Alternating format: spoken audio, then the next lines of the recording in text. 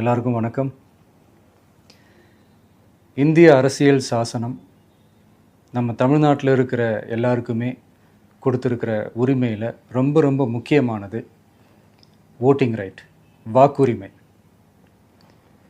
ஒரு மனுஷன் உயிரோடு இருக்கான்றதுக்கு அடையாளமாக இருக்கிறதுல அவனோட ஓட்டுரிமை ரொம்ப முக்கியம். அதனால தான் voting is not only R right but also R life. ஒரு முக்கியமான விஷயத்தை பற்றி இப்போ நான் உங்ககிட்ட ஷேர் பண்ண போகிறேன். இது நான் ஃபஸ்ட்டு கேள்விப்பட்ட உடனே எனக்கே ரொம்ப ஷாக்கிங்காக தான் இருந்தது.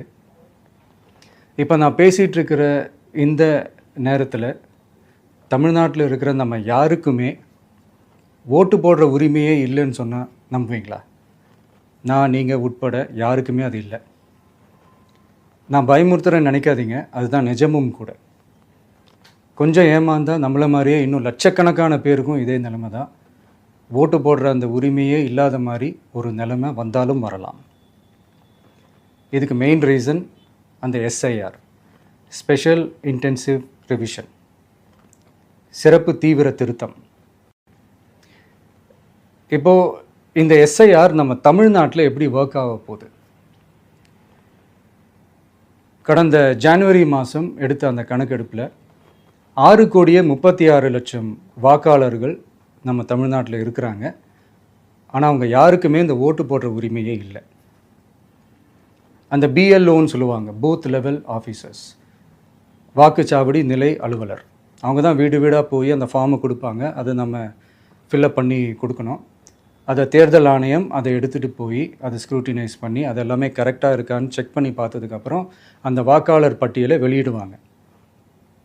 அந்த வாக்காளர் பட்டியலில் நம்ம பேர் இருக்கணும், அப்போ தான் நம்மளால் ஓட்டு போட முடியும்.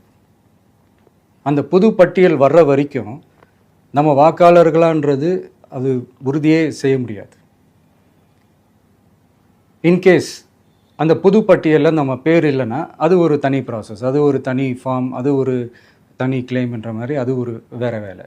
ஸோ இந்த மாதிரி நிறைய சிரமங்கள் குழப்பங்கள் இருக்கிறதுனால மக்களுக்கு இது மேலே ஒரு கன்ஃபியூஷன் ஒன்று இருக்குது. இது என்ன வெரிஃபிகேஷனா, இல்லை ஒரு மறைமுக ரீரெஜிஸ்ட்ரேஷனா, இல்லை இது ஒரு நியூ ரெஜிஸ்ட்ரேஷன் மாதிரியே தானா அப்படின்ற மாதிரி நிறைய கன்ஃபியூஷன் இருக்குது. அவங்க செய்ய வேண்டியதெல்லாம் ஒன்று தான்.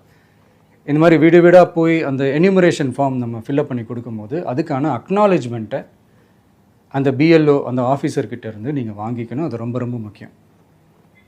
இது நான் சொல்கிறது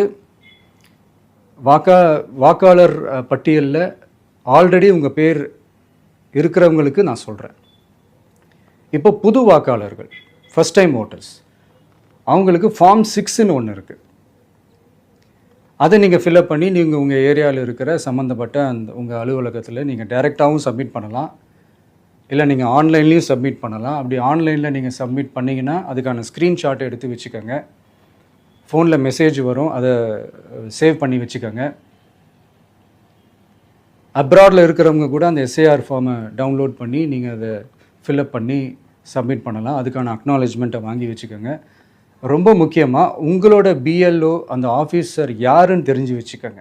இந்த தேர்தல் ஆணையம் அந்த வெப்சைட்டில் போனீங்கன்னா அந்த பர்டிகுலர் பிஎல்ஓ ஆஃபீஸரோட ஃபோன் நம்பர் கூட நீங்கள் எடுத்து வச்சுக்கலாம். இன்கேஸ் உங்களை யாரையும் ரீச் பண்ணலை, இல்லை உங்களுக்கு அந்த ஃபார்ம் கிடைக்கல அப்படின்னா நீங்கள் அவரை காண்டாக்ட் பண்ணி அந்த ஃபார்மை வாங்கி நீங்கள் ஃபில்அப் பண்ணி நீங்கள் சப்மிட் பண்ணலாம். ரொம்ப முக்கியமாக அதுக்கான அக்னாலேஜ்மெண்ட்டை வாங்கி வச்சுக்கோங்க. இது எல்லாமே சரியாக செஞ்சாலும் இந்த எஸ்ஐஆர் மேலே சில டவுட்ஸ் இருக்குது. அது என்னென்னா, இந்த 6,36,00,000 வாக்காளர்களுக்கு ஒருத்தர் விடாமல் இந்த ஒரே மாதத்துக்குள்ளே எப்படி எல்லாருக்குமே அந்த ஃபார்ம் போய் ரீச் ஆகும்? ஒன்று. ரெண்டாவது, நீங்கள் வரும்போது வீட்டை பூட்டிட்டு வேலைக்கு போயிட்டு என்ன பண்ணுறது? இப்போ நீங்கள் வருவீங்கன்றதுக்காக வேலையெல்லாம் விட்டுட்டு வீட்டுக்குள்ளேயே உட்காந்துட்ருக்கணுமா? ஸோ இதில் மெயினாக பாதிக்கப்பட போகிறது உழைக்கிற மக்கள், ஏழைகள், வேலைக்கு போகிற பெண்கள். இவங்களுக்கு யார் கரெக்டான அந்த பதில் சொல்ல போகிறது? ஒரு நியாயமான எஸ்ஐஆர்னால் என்ன நடக்கணும்? இப்போது இறந்து போனவங்கள மார்க் பண்ணி அதுலேருந்து டிலீட் பண்ணணும். இப்போ போலி வாக்காளர்கள் இருந்தாங்கன்னா அவங்கள மார்க் பண்ணி டிலீட் பண்ணணும். இப்போ ஆல்ரெடி ஓட்டு இருக்கிறவங்களுக்கு எதுக்கு இந்த ரெஜிஸ்ட்ரேஷன் என்ற பேரில் இவ்வளவு குழப்பங்கள் அப்படின்றது தான் எங்கள் கேள்வி. இப்போ புதுசாக வர வாக்காளர்களையோ இல்லை ஓட்டு இல்லாதவங்களையோ சேர்த்தா பத்தாதா? இப்போ ரீசெண்டாக நடந்த இப்போ எலெக்ஷன் 2021, 24லாம் எப்படி எல்லாருமே ஓட்டு போட்டோம்? அதில் ஓட்டு போட்டவங்க கூட இப்போ புதுசாக ரெஜிஸ்டர் பண்ணணும்னா அது ஏன் அந்த கன்ஃபியூஷன் அப்படின்றத நாங்கள் கேட்குறோம். அதனால தான் நாங்கள் எஸ்ஐஆரை எதிர்க்கிறோம். இப்போ புதுசாக சில கம்ப்ளைண்ட்ஸ்லாம் வர ஆரம்பிக்குது. அது என்னென்னா முக்கியமாக நம்மளுடைய டிவிகே தோழர்களுக்கு அந்த ஃபார்ம் கிடைக்க மாட்டேங்குது, கொடுக்க மாட்டேன்றாங்க அப்படின்ற சில கம்ப்ளைண்ட்ஸ். இது யார் பண்ணுறாங்க அப்படின்றது நான் தான் சொல்லி தெரிய வேணும்னு ஒன்றும் அவசியம் இல்லை உங்களுக்கு.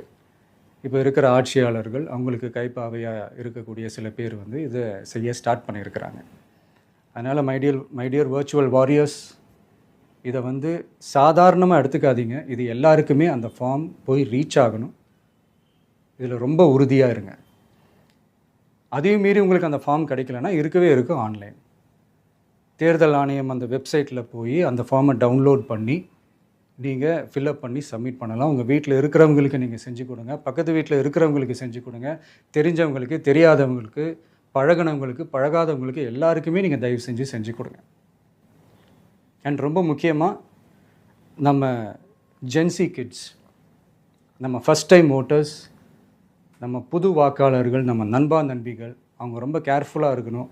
நான் ஆல்ரெடி சொன்ன மாதிரி உங்களுக்கான ஃபார்ம், அந்த ஃபார்ம் நம்பர் 6, அதை கரெக்டான டீட்டெயில்ஸோட கரெக்டான உங்கள் டாக்குமெண்ட்ஸை வச்சு அதை சப்மிட் பண்ணுங்கள்.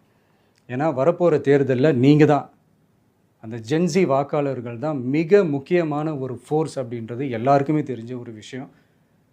அதனால் உங்களை டிஸ்டர்ப் பண்ணுறதுக்கு, உங்கள் பேரை அதில் இன்க்ளூட் பண்ணாமல் செய்கிறதுக்கு என்னென்ன வேலைகள் செய்யணுமோ, என்னென்ன தில்லுமுள்ளு வேலைகள் செய்யணுமோ எல்லாமே அவங்க செய்வாங்க. இது நமக்கு எல்லா திசையிலையும் எல்லா பிரச்சனைகள் கொடுத்துட்டு தானே இருக்கிறாங்க. அது டிஃபால்ட்டாக நடந்துட்டு தான் இருக்கும். அது ஒன்றும் பண்ண முடியாது. ஸோ அந்த மாதிரி ஓட்டு போடுற விஷயத்துலேயும் அவங்க என்ன மாறவா போகிறாங்க? நான் சில மீட்டிங்ஸ்லலாம் ரிப்பீட்டடாக ஒரு விஷயம் நான் சொல்கிறேன்ல, 2 பேருக்கு நடுவில் தான் போட்டி அப்படின்ட்டு. அது மேடைக்கு மேடை அவங்க அதை ப்ரூவ் பண்ணிகிட்டு இருக்கிறாங்க. அதனால் தோழர்களே, வரப்போகிற தேர்தலில் நம்ம யாருன்னு காட்டணும், நம்ம பலம் என்னன்னு காட்டணும். அதுக்காக அந்த பலமான, அந்த பவர்ஃபுல்லான ஆயுதத்தை நம்ம கையில் எடுக்கணும். அந்த ஆயுதம் வேறு எதுவுமே இல்லை, ஓட்டு, வாக்கு, ஜனநாயகம். அது இருந்தால் தான் நம்ம அந்த வெற்றியை நோக்கியே நம்மளால் பயணிக்க முடியும். தமிழ்நாடே அந்த வாக்குச்சாவடி முன்னாடி திரண்டு நிற்கணும். அதை பார்த்துட்டு தமிழ்நாடே தமிழக வெற்றி கழகமா, இல்லை தமிழக வெற்றி கழகம் தான் தமிழ்நாடா அப்படின்ற மாதிரி இருக்கணும். வீடுன்னு ஒன்று இருந்தால் தான் ஓடு மாற்ற முடியும்னு அறிஞர் அண்ணா அவர்கள் சொல்லியிருக்கிறாங்க. அந்த மாதிரி ஓட்டுன்னு ஒன்று இருந்தால் தான் இந்த நாட்டையே காப்பாற்ற முடியும்.